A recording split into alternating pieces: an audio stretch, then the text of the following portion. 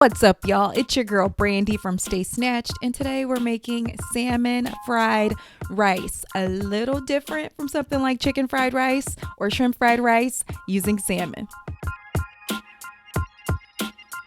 So go ahead and heat a wok on medium-high heat and spritz it with olive oil and add 2 beaten eggs. Scramble those eggs. You only need about a minute to 90 seconds. They're going to cook really fast.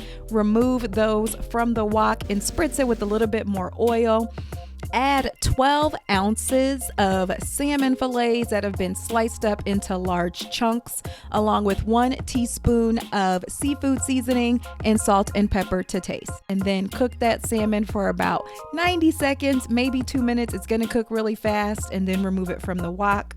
Spritz it with a little bit more oil and then add 1 tablespoon of sesame oil along with your mixed veggies. You can use any type of veggies you like. I love to go to Trader Joe's and get a package of pre-packaged veggies.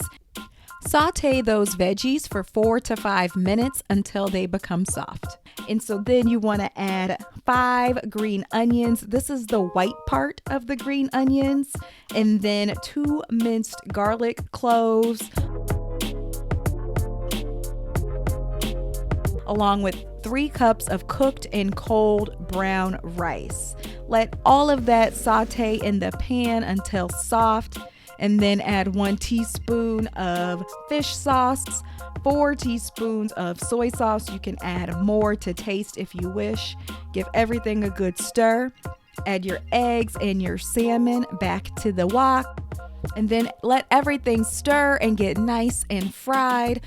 Once the fried rice has turned brown, you know that it's just about done.